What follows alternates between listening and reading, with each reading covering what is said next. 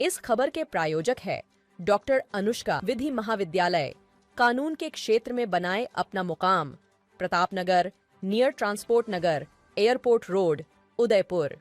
बांसवाड़ा के ऐतिहासिक मानगढ़ धाम एक बार फिर अलग से भील प्रदेश की मांग को लेकर आदिवासी समाज के लोगों के बड़े जमावड़े का गवाह बना। भील प्रदेश मुक्ति मोर्चा और आदिवासी परिवार के बैनर तले आयोजित इस भील प्रदेश संदेश सभा यात्रा में भारी संख्या में आदिवासी समुदायों के लोग जुटे। सुरक्षा व्यवस्था बनाए रखने के लिए सभा स्थल के आसपास 500 से अधिक पुलिस जवान तैनात किए गए थे। मानगढ़ धाम बांसवाड़ा जिले में मध्य प्रदेश गुजरात सीमा से सटा हुआ है, जिसके चलते आसपास के राज्यों से भी लोग यहां पहुंचे। सभा को संबोधित करते हुए आदिवासी परिवार के संस्थापक सदस्य कांति भाई रोत ने भील प्रदेश की मांग को वर्षों पुरानी बताते हुए कहा कि ये आंदोलन जारी रहेगा।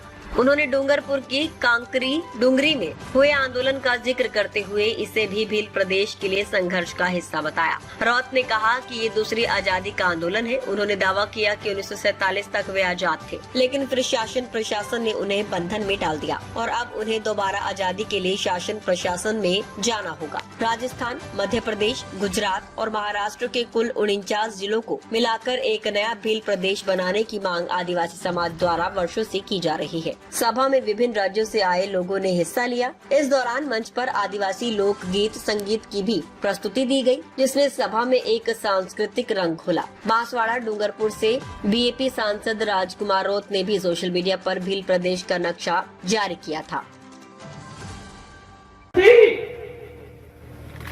नंदलाल जी मीणा 2016 में बोला था, मैं मंत्री हूं लेकिन सरकार का गिरवी नहीं रखा हूं। मैं भील प्रदेश के लिए मंत्री पद भी छोड़ना पड़े तो छोड़ दूंगा, ये नंदलाल जी मीणा ने बात रखी। आज कुछ नेता कह रहे हैं कि राजकुमार ये कर रहा है, बापवाड़ा ये कर रहे हैं, विधायक ये कर रहे हैं।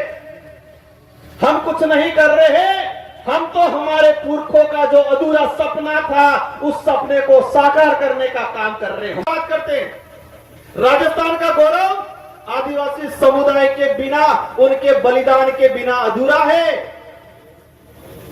1576 के अंदर हल्दी घाटी के अंदर महाराणा प्रताप के साथ कंधे से कंधा मिला के अगर वहां के आसपास के भीलों ने साथ नहीं दिया होता तो वीर शिरोमणि महाराज शहादत दी है।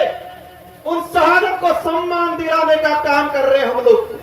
वो हमारा फर्ज है, क्योंकि हमारे अंदर आदिवासियत है। आदिवासियों के हक अधिकार के लिए लड़ते हैं। आदिवासियों का डीएनए है। आदिवासी समुदाय ने आज इस संकट में इस स्तर पे समाज को छोड़ा।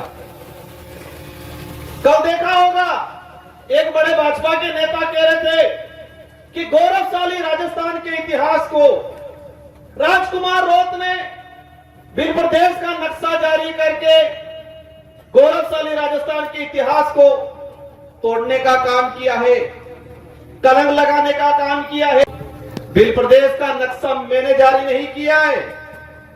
भील प्रदेश का नक्शा अंग्रेजी शासन काल से लगा के वर्तमान जो समय में जिस इलाके के अंदर बाहुल्य क्षेत्र है, जिस इलाके के अंदर विकास नहीं हुआ है, वो सभी मिलकर भील प्रदेश की बात करें। 1896 के अंदर अंग्रेजों को लगा ये ट्राइबल टेरिटरी है, यहां पर इंटरफेयर करना खतरे से खाली नहीं है, भीलों से पंगा नहीं लिया जा सकता है।